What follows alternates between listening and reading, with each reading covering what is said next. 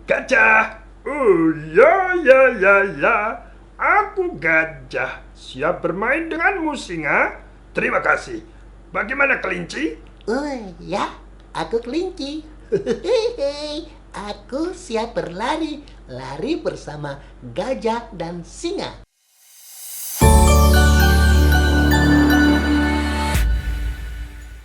Assalamualaikum warahmatullahi wabarakatuh. Ketemu dengan saya, Kak Awam Prakoso, di episode yang ke-6. Waduh, episode ini sudah cukup banyak ya, sudah ke-6. Nah, tentu saja di program Kak Awam punya cerita, setiap cerita hebatkan anak Indonesia. Nah, dalam episode ke-6 ini Kak Awam mau menyampaikan ada 12 poin penting saat kita sudah berhadapan dengan anak-anak. Secara teknisnya, apa yang akan Kak Awam bahas dalam 12 poin ini? Yang pertama adalah saat sudah berada di depan anak-anak, tersenyumlah. Harus tersenyum. Karena kalau kita nggak tersenyum, anak-anak akan merasa bingung ya. Itu kalau kita seorang pendongeng profesional. Tapi bagi guru tentu saja berbeda. Kalau guru sudah anak-anak kenal atau orang tua yang akan bercerita kepada anak-anak di rumah tentu saja juga sudah akrab. Tapi tersenyum bersifat wajib karena apa yang akan kita tuturkan itu sebenarnya menguatkan hubungan kita dengan anak-anak kita. Dan poin yang kedua, tuturkan cerita secara perlahan-lahan. Jangan terlalu cepat-cepat. Maksudnya, anak-anak kan harus memiliki kesempatan untuk menangkap dan kemudian mengilustrasikan dalam imajinasi apa yang kita tuturkan. Kalau kita terlalu cepat, maka anak-anak akan kehilangan berbagai momentum yang mereka harus tangkap. Contohnya misalkan, anak-anak, Bu Guru mau bercerita nih, semuanya duduk rapi ya. Ceritanya adalah seekor kuda berlari dengan cepat. Iya. Nah, itu terlalu cepat. Atau dengan penokohannya misalkan, Namaku adalah singa. Kenapa kamu berlari-lari di sini, tikus? Aku takut sekali. Jangan berteriak seperti itu. itu terlalu cepat. Berikan anak-anak terlibat di dalam imajinasinya dengan kita menyampaikan secara perlahan. Anak-anak, ada seekor kuda berlari dengan cepat. Kuda ini bernama Poni, ya. Dia memanggil temannya, seekor gajah yang berbadan besar. Gajah, aku datang. Oh, kamu sudah datang, Poni? Nah, ini ada permainan nada sehingga bisa membuat anak-anak terlibat di dalam imajinasinya. Kemudian poin yang ketiga, berikan insentif kepada anak-anak. Wah, ini pasti bingung, apa maksudnya insentif? Ya ini istilah Kak Awam aja. Libatkan anak-anak ketika kita sedang bercerita. Contohnya misalkan, ketika seekor kuda berlari membawa seorang pangeran.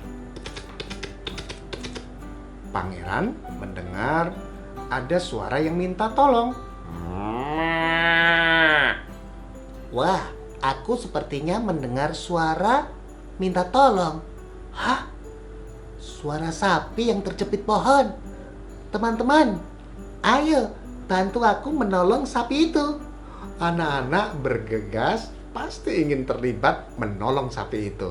Padahal itu hanya sebuah imajinasi yang kita bangun saja. Tapi anak-anak begitu luar biasa. Melibatkan anak juga bisa dengan cara kita menggunakan namanya untuk penokohan. Nah, tapi tentu saja harus minta persetujuan dulu sama anak itu. Apakah dia bersedia? Ini biasanya menjadi menarik dan teman-temannya akan ribut, berteriak ye seperti itu. Ini adalah insentif bagi anak-anak yang mendengarkan cerita.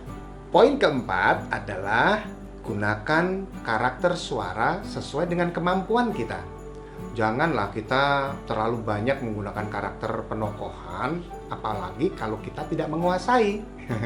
Jadi kalau misalkan pernah melihat Kak Awam, ya jangan terus kemudian emosional. Kak Awam kok suaranya banyak, aku harus juga banyak. Nggak begitu juga ya. Karena sebuah cerita itu dibangun atas dasar penguatan penuturan narasi. Jadi penokohan tidak terlalu penting juga ketika kita sudah mampu menarasikan yang bisa membuat anak-anak berimajinasi menangkap adegan demi adegan. Contohnya begini, katakanlah Kak Awam punya berbagai macam karakter suara ya. Contohnya seekor singa. Wow, aku seekor singa. Aku senang. Tang ting tung ting tang ting tung gajah. Oh ya ya ya ya. Aku gajah. Siap bermain denganmu singa. Terima kasih. Bagaimana kelinci? Oh ya, aku kelinci. Aku siap berlari. Lari bersama gajah dan singa. Tikus. Tikus dipanggil juga. Senangnya aku kalau dipanggil.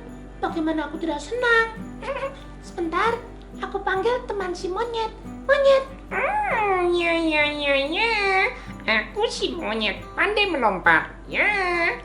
Misalkan Kak Awam memiliki karakter suara yang bisa diperbanyak lagi sebetulnya.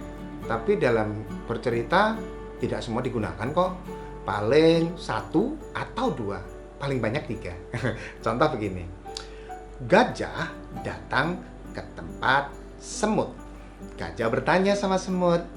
Halo gajah, apa kabar? Gajah bertanya pada semut.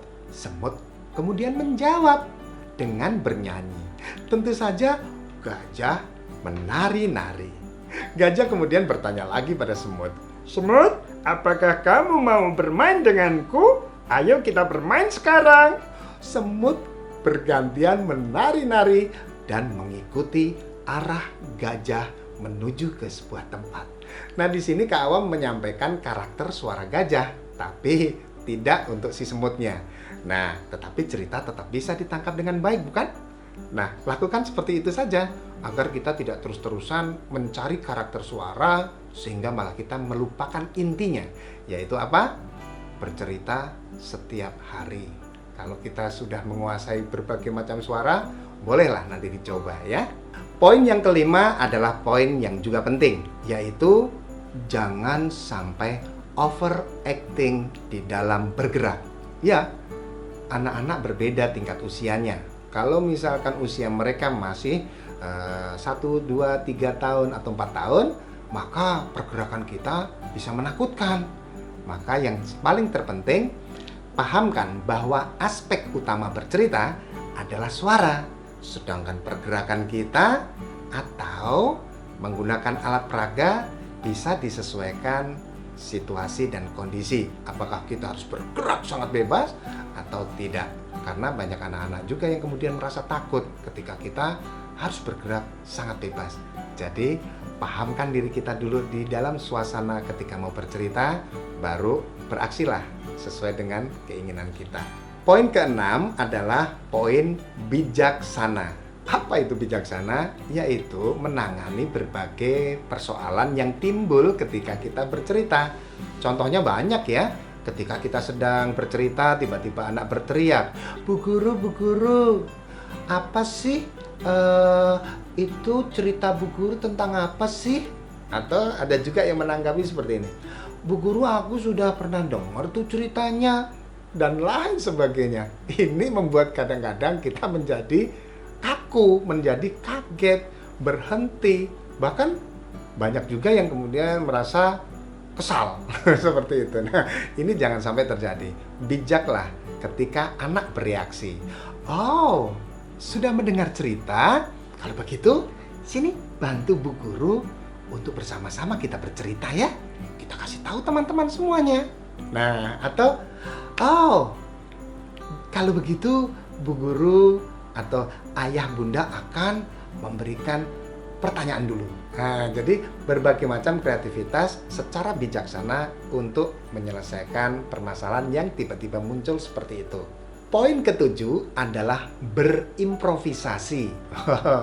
Ini penting teman-teman guru atau teman-teman pencerita atau ayah bunda. Dongeng itu tidak harus kita hafalkan, ya harus kita hafalkan gitu, persis enggak. Tapi kita baca berulang-ulang agar kita memahami kandungan yang ada di dalam cerita. Selanjutnya kita buat poin per poinnya. Maksudnya adalah bagian 1, bagian 2, bagian 3 kita kemudian kembangkan dengan cara berimprovisasi, yaitu menggunakan kalimat-kalimat sederhana yang bisa ditangkap oleh anak-anak kita. Untuk lebih jelas ini nanti akan Kak Awam bahas di episode selanjutnya ya. Poin ke-8, jangan suka bohong. Kadangkala agar kita berkeinginan anak-anak itu mendengarkan cerita, maka kita kepengennya anak-anak rapi gitu ya. Atau mereka tidak bersuara, atau mereka tidak berlari-lari, dan lain sebagainya. Maka yang ada, kita keluar kata-kata. Siapa yang mau mendengarkan Bu Guru dengan rapi, ayo duduk, nanti Bu Guru akan berikan hadiah. Nah, tapi setelah selesai acara, hingga saat ini pun hadiah tidak muncul. Nah, ini tidak bagus ya. Ada juga yang seperti ini. Membagi-bagikan buku, membagi-bagikan mainan ya. Siapa yang bisa menjawab pertanyaan nanti dapat hadiah gitu ya. Kemudian kita memberikan pertanyaan atau saat bercerita, anak-anak menjawab banyak, lebih dari 10 yang menjawab, tapi yang diberikan hadiah cuma 1. Yang 1 tidak merasa dibohongin karena mendapat hadiah, tapi yang lain kan bisa menjawab tapi tidak mendapatkan hadiah. Ini yang kemudian mereka perlu kita luruskan kembali. Jadi jangan suka bohong ketika kita berhadapan dengan anak-anak ya. Poin ke-9 berhubungan dengan poin yang ke-8, yaitu gunakan kreativitas saja daripada kita mengiming-iming. Nah, kreativitas untuk mendiamkan, kreativitas untuk merapikan, kreativitas untuk membuat keadaan tenang. Nah, contoh misalkan gini. Yo, kita duduk rapi 1, 2, 3. Hop, misalkan. Atau bisa juga dengan cara pegang tangan kananmu, letakkan di sisi bawah, lalu tutup mulutmu sebentar saja. Hop. Terserah lah ya, persiapkan atau susun terlebih dahulu kalimat-kalimat. Kalau Kak Awam hanya improvisasi saja. Jadi gunakan kreativitas agar kita bijaksana dalam menghadapi anak-anak. Poin ke-10, gunakan pengeras suara secukupnya. Artinya jangan terlalu keras. Kita kenal dengan pelajaran power. Apa itu power? Kuat dan lemahnya suara. Jadi maksud Kak Awam adalah kalau kita sudah cukup menggunakan suara seperti ini. Di mana rumahmu? Oh, rumahku ya. Nah, mentang-mentang kita pakai mic, ya kan? Pengen agar anak-anak itu terdengar, maka suara kita keras. Di mana rumahmu? Oh, rumahku di sini. Anak-anak yang di depan dekat dengan speaker tentu saja akan merasakan suara yang cukup keras. Nah, ini yang berbahaya. Nah, poin ke-11 adalah percepat cerita agar cepat selesai. Loh, kok? Enggak, ini hanya untuk situasi dan kondisi saja. Artinya, apabila ada sebuah kesalahan teknis, misalkan mati lampu atau listrik padam, atau tiba-tiba ada persoalan lain seperti hujan, atau ada panas yang berlebihan, ruangan pengap, ruangan yang menggema suaranya. Nah, ini bagi seorang pendongeng harus memperhatikan ini. Percepat cerita tanpa kita menghilangkan pesan yang ada.